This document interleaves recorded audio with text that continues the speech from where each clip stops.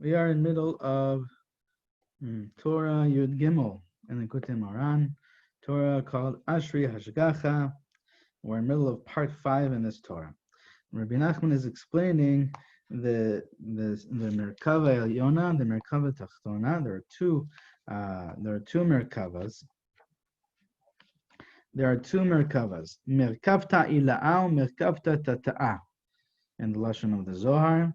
And we're metakin both of them. The tzaddik is metakin both of these merkavas, and through the process of elevating the nefashot of the yidden that come to hear the Torah and bringing down the new Torah. So elevating and bringing down, causing the unification above and bringing down new Torah. The process that is involved in that the tzaddik follows, is mitakin. It rectifies the higher merkava and the lower merkava. And Rabbi Nachman began explaining to us how there are certain aspects in each one of these merkavas. There is, first of all, there are the arba chayot, the 4 chayot in the merkava, and he starts off by explaining how they present themselves, how they're represented in the lower merkava, which is called the nefesh. The 4 chayot are the aryeh, the shor, the nesher, and the adam. And then, and these are one aspect. Another aspect in the merkava is we're going to see now, the ofanim. The ofanim is the wheels of the chariot. So merkava literally means a chariot. And the wheels of the chariot, so that's something where the function, just like metaphorically, just like wheels of a chariot, the whole chariot stands upon that and moves with that because of that. So the ofanim are going to be something that allow for the movement of the merkava. It allows for the movement and for the function for the merkava to be used, for the merkava to express itself practically. Okay, that's what the wheels of a chariot are. Otherwise, the chariot just sits in its place and it stays in potential. All of its potential stays in potential form. But for that potential to be used and to be actualized, you need the wheels on the chariot to actualize the potential of the chariot. And so that's what the aspect of the ofanim represents. And we're going to see about that. And then you have the aspect of the kisei. In the merkava, there is the throne. And then you have the one that occupies the throne, and that's called in the psukim of Yechezkel, Adam. The Adam Hayoshev ala kisei. Obviously, it's part of the chayot of the merkava, and it's also an angel, but it's supposed to represent the Shechina. It's supposed to represent the Shechina. And then Rabbi Nachman is going to explain to us how these 4 aspects are also in the Merkava Elyona, in the higher Merkava, which is the Merkava of Torah, the Merkava which is called the aspect of Torah.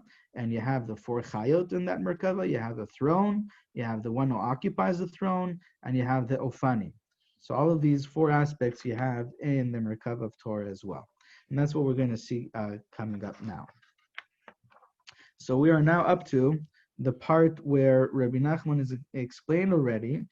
We already explained in the previous year the 4 chayot of the merkava of nefesh.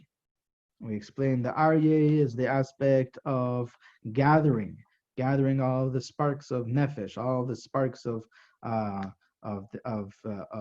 hungry soul, the bitter nefesh, and also the sweet smelling nefesh. That's what, but it's gathering. That's how it gathers all of them.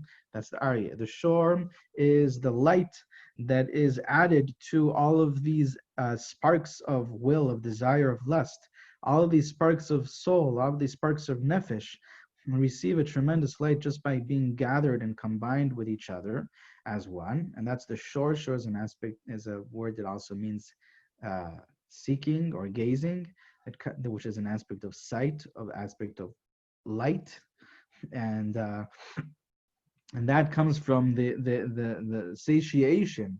The satiation of this soul is expressed by light, because light satisfies the soul. And then there is the aspect of nesher. Nesher is the renewal of these nefesh, of these nefashot, of these souls. They're renewed and as a pregnancy, as a fetus. And that's the aspect of nesher. We said nesher is always an aspect of renewal, like the pasuk in Tehillim, hitchadesh kanesher neoraychi. Youth is renewed like an eagle. And we said that that's a reference to the phoenix. And then there's the aspect of the Adam in the Nefesh. And the Adam in the Nefesh is the fact that now that it is born, these Nefashot are born and they become a living being, a living life, and a living being has in it what's called Atire v'Miskine. Man is made up of these two parts, these two aspects. Like it says in Bereshit, Na'aseh Adam b'tzalmenu, let us make man in our image. And the Zohar says that's referring to the aspect of man that is Atire, the wealthy. These are types of neshama, types of souls, types of nefashot from a certain world. And then there is kidmutenu, in our likeness, and that is referring to or alluding to the aspect in mankind called the souls of the impoverished. Okay, atire or miskini, and these are two types of neshamot. And so, in the same way, these nefashot that were brought up caused the yichud. There was a yichud, and now they're been reborn, renewed, reborn. They are reborn also in these two aspects, because all of life is represented by Adam that is born. And in the same way as Adam has Atire or Miskine, the wealthy and the impoverished aspects, so too these Nitzotzot, these Nefashot, these souls that have been born as Adam, also have big nefashot. There are big nefashot among them, and there are small nefashot among them. Previously, we also saw earlier that there was a distinction between the nefashot that the tzaddik brings up. We said there were nefashot that were bitter, and there were nefashot that were sweet smelling. Okay, so there are good nefashot and bad nefashot, or bitter nefashot and fulfilled nefashot. And so now, when they're born, there are also two types. There are the wealthy and the impoverished nefashot. Now Rabbi Nachman explains the aspect of ofanim, the wheels of the chariot, and how that relates to, and how that is found in the lower merkava of nefesh. So that's what we're up to here. The ofanim, says Rabbi Nachman, hen agufin, כי עיקר פעולותיהן של הגופין אינו אלא מן החיות שבנפש, שהנפש מראה פעולותיה על ידי איברי הגוף, ואין לגוף שום תנועה עצמית, והכל על ידי כוחות הנפש. Okay, so the aspect of the wheels of the chariot is the body, and the body doesn't have any energy from itself, but it allows for the soul to be actualized. So the soul of the person actualizes itself and fulfills its wishes and intentions through the body. The body doesn't have any energy from itself. All of its energy and all of its movement and all of its accomplishments are because of the soul within it.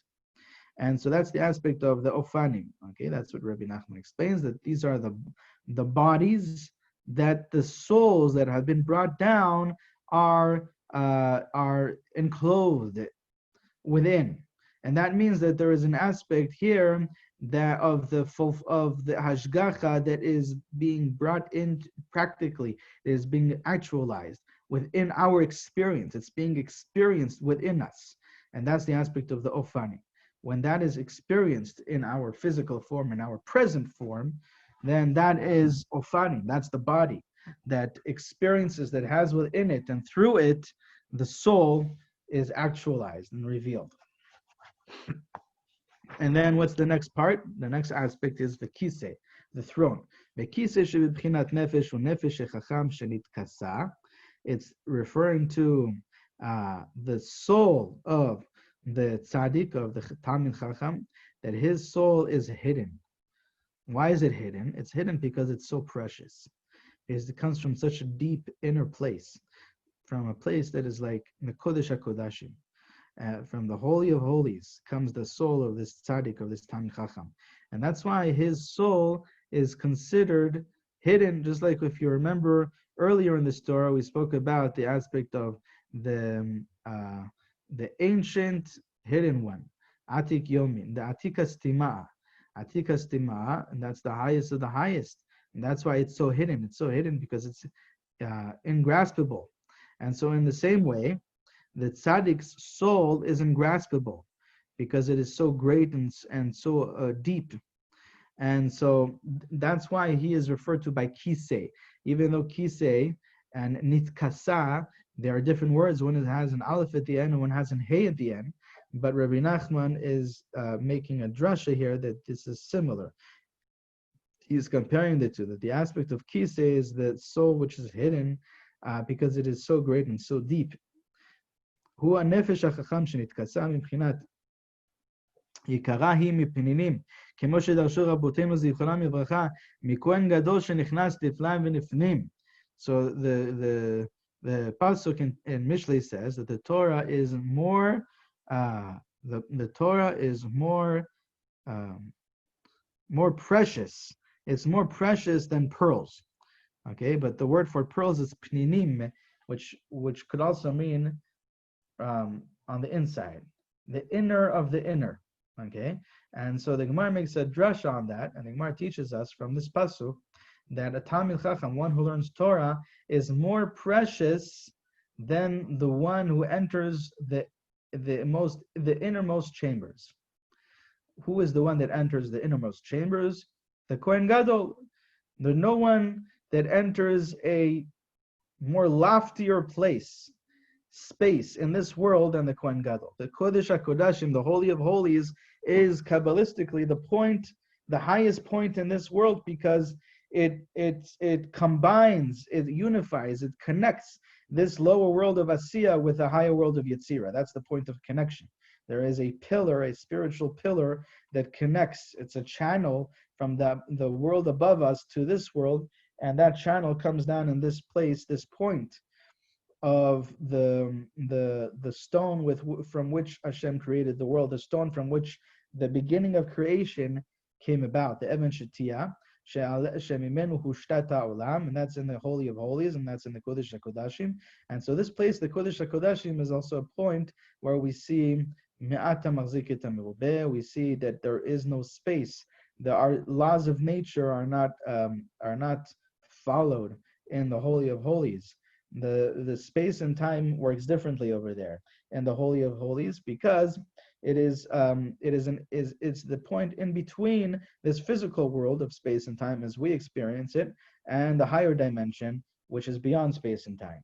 And so that's why we know that the Gemara teaches us that the Aron, even though the Aron, the measurements of the Aron, the Ark and the Kodesh HaKodashim should fill up the whole Kodesh HaKodashim, but it did not take up any space. The beams did not take up space, and the kruvim did not take up space.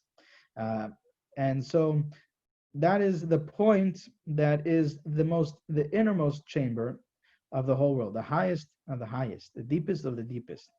And the Talmid Chacham, says the Gemara, one who learns Torah is greater than the Kohen Gadol that enters the innermost chamber of the whole physical world. Okay, so he is on a higher, deeper level than the Holy of Holies. Not only that, the Gemara also says that the Gemara wants to prove the point that it has to do with the learning of Torah. And the learning of Torah is what gives this importance, this greatness to the person, to the Talmid Chacham, more than anything else. The Gemara says that even someone who is a mamzer, someone who was born from an immoral relationship, right? His mother was with somebody that, according to the Torah, is asur, and there is no kiddushin tofsin, there is no marriage can happen. So she transgressed with another man, with a man that was it was asur, it was prohibited for her to be with, and he was born from that immoral and improper relationship, And so he is blemished, right? A mamzer is not allowed to marry anyone in Am Yisrael, right? And a mamzer is not allowed to marry another Jew. And still, because he learned Torah to a point where he's a Talmid Chacham, he is now on a greater level.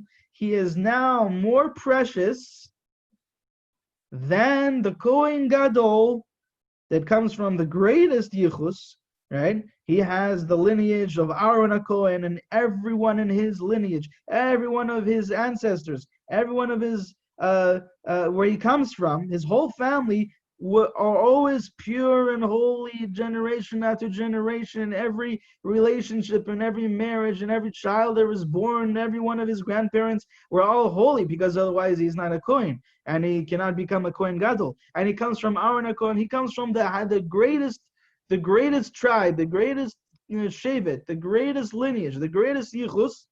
And he was to be, now he's the Kohen Gadol, and he goes into the highest place, the innermost chamber.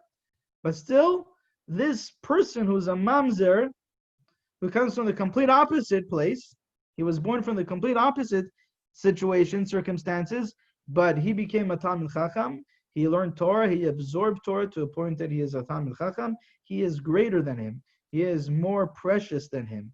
He is more valuable than that Kohen Gadol. Imagine that.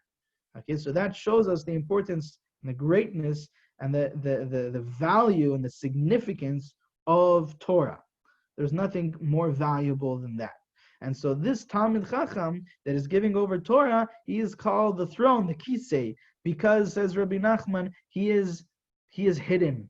He is so precious, just like a treasure must be hidden. You keep it hidden. You don't keep it out on display, right? Even if it's on display, there's security, and it has to be in a certain room and all that, right? Treasures must be hidden. The tzaddik, the Talmid Chacham, is ingraspable. He is so precious and so valuable that he is the aspect of the kisei, the hidden aspect. That's what Rabbi Nachman says here.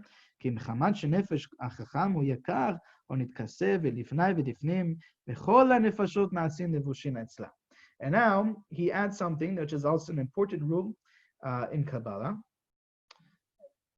We see in Kabbalah, Rabbi Nachman brings it also in Simid Zohar, in the Arizal, that the Shabbat, right, Hashem says to Moshe Rabbeinu, speaking about treasures, the Shabbat is also called a treasure. Hashem says to Moshe Rabbeinu, I have a treasure in my treasure house, and her name is Shabbat, and I would like to give her over to Am Yisrael. And so Shabbat is called a treasure. And the Shabbat, and so the point that Rabbi Nachman is saying here in this final line here in this paragraph, that whatever is higher and deeper, more inner, always becomes the soul to all the other outer aspects that will come after it. Okay? And that's a simple rule that we see many times in Kabbalah, and it makes sense, it's logical. And in the same way, that's why Shabbat, according to Kabbalah, is the inner point of the whole week, and all the other 6 days of the week surround it, the Shabbat, like circles surrounding the Shabbat, and they all receive their light from the soul, just like the different parts of the body, right? Different parts of the body are all surrounding the soul, and they're all the enclothing of the soul of the person, and they all receive their nutrition, their life energy from the soul of the person within the body. In the same way, all the 6 days of the week receive from the Shabbat, and in the same way, all of the other nefashot, says Rabbi Nachman, receive their energy from the tzaddik, the Talmid Chacham, and they are enclothing the soul of the Talmid Chacham. They are on the outside and clothing that soul. They all become his garments, the garments of the soul of the Talmid Chacham, because he is the innermost. He is the throne. He is the hidden one. Okay, he is that treasure which is hidden on the inside. That's the soul, and everything else, all the other souls, all the other nefashot become an enclothing to the Talmid Chacham's nefesh. Now we're up to the final part of the Merkava, V'ha'adam hayoshev ala kisei. And after we explain what is the throne, then there is the one that occupies the throne. That's the Adam. That's one of the four chayot of the Merkava. Okay, והאדם היושב על הכיסא הוא דעתו של החכם. כי גם בלא דעת נפש לא טוב. So now, if we said that the throne is the chacham, the throne is the nefesh of the chacham, so then what is this Adam that sits upon the throne? That's the consciousness of this Talmid Chacham. The consciousness, the da'at of that Talmid Chacham is the Adam that sits upon that throne. It occupies that throne. And the reason being, says Rabbi Nachman, because all the importance of this Chacham comes from his da'at. Okay, so the whole throne is all there for the person that's sitting upon the throne, for the man, the Adam that will occupy the throne. In the same way, the soul of the Talmid Chacham is all there, and it's all secondary in importance to his da'at, because without da'at, the nefesh is not good, as the pasuk in Mishlei says, that a nefesh that is lacking da'at is a not good nefesh, is lo tov. And so the importance and the significance and the greatness and the good of the nefesh of this Talmid Chacham that we spoke how great it is, that it is the kisei, it's the throne, it's the hidden one. All the other nefashot, all the other souls are only in clothing, are garments to that soul. All of that importance is only because of the da'at of this Talmid Chacham. And so the da'at of the Talmid Chacham is the Adam HaYoshev al Kisei. And now we move over to, now we're going to move on to explain these four aspects in the Merkava of Torah. Says Rabbi Nachman, V'yesh arba chayot b'Torah. There are, first of all, the first part we spoke about were the four chayot, so let's see how that is in Torah. V'yesh arba chayot b'Torah, aryeh shebatorah ki haTorah nikra oz, o me'az me'ari. The aryeh, the lion in the Torah, because the Torah, we find that the Torah is called might, power. And the pasuk, the pasuk in Sefer Shoftim says that what is mightier than a lion? Me'az me'ari. What does that mean? What is mightier than a lion? Might is expressed and might is embodied by the icon, by what the symbol of a lion, by a lion. The lion symbolizes might and power, and so the Torah has this aspect of might. As we know, the Torah is called the Oz. Hashem Oz, like the pasuk in the Tehillim. Adonai Oz le'amo yiten. Adonai yivarech et amo b'shalom. Right? This is a pasuk that the Gemara says that when Hashem was giving the Torah to Am Yisrael, so the whole world trembled like an earthquake, off the scales, and everyone thought they were going to die. They thought the world was coming to an end. And they all went to the sorcerer, the great sorcerer. At that time, he was the greatest witch sorcerer of the whole world. And if anyone knew what was happening in the spiritual beyond the physical, because physically nobody could understand it, what's going on, but if anyone could understand, anyone could know what was happening, so it would be this sorcerer, the greatest sorcerer, Bilam HaRasha. And they asked him, Bilam, what's happening? Is the world coming to an end? Is Hashem destroying the world? And he said, no. And he told them, his answer, his reply to them was this pasuk. Adonai oz la'amo yiten, Adonai yivarech et amo b'shalom. God is giving oz to his nation. God should bless, and God is blessing his nation with peace, with shalom. Okay, so the Mishnah in Avot tells us that the Torah is called peace. The shalom is the Torah. And also we see from this, that from this pasuk we see that the Torah is called Oz, might.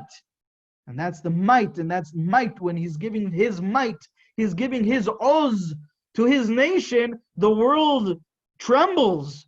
And it seems like it's going to fall apart because the might of God is giving over to his nation. The power of Hashem is given over to his nation. So the Torah is called Oz.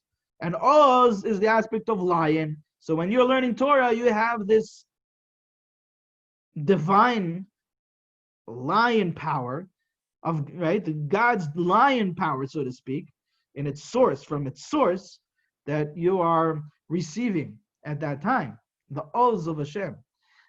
Also, there's another Gemara that says that Hashem gave the Torah to Am Yisrael because no other nation could handle it, because the Torah is so mighty, so powerful, that you needed a nation that Az Sheba'omot, the mightiest from all the nations, or the nation of the most chutzpah, are Am Yisrael, and that's why only they can handle the Torah. Anyways, but getting back to here, this is the aspect of Arya in the Torah. What's the next aspect? The shore, the ox. V'shor shebatorah ze bechinat bi sarim yashoru. Bi sarim yashoru. It's a pasuk in Mishlei that says that that the rulers will rule through me. Okay, it's like also what Mishlei says. Another pasuk Rabbi Nachman brought in the past about that the kings are the Talmid Chachamim, as the pasuk says, "Bi melachim yimlochu." Through me, the kings will rule. Okay, they will be anointed as kings through me. So the Torah is this aspect of ruling. Bi sarim yashoru. And that's an aspect of Malchut. I'm not saying that Shor is the aspect of Malchut here, although that is possible. But Shor here in the Torah is the aspect of the ability to rule that is given to the Talmid Chachamim. That the power of the Torah is law, and the law of the king is the rule of the empire. And that is the aspect that through which all of the rulers rule. That is given to all of the rulers from the Torah. Bisarim Yashor. And Yashoru, to rule, sounds like shore. Okay? Venesher Shebat Torah, the aspect of the eagle in the Torah, or the phoenix. Ze bechinat chidushin deoraita, that's the aspect of the new ideas, the new concepts, the new insights in the Torah, the novel insights in the Torah.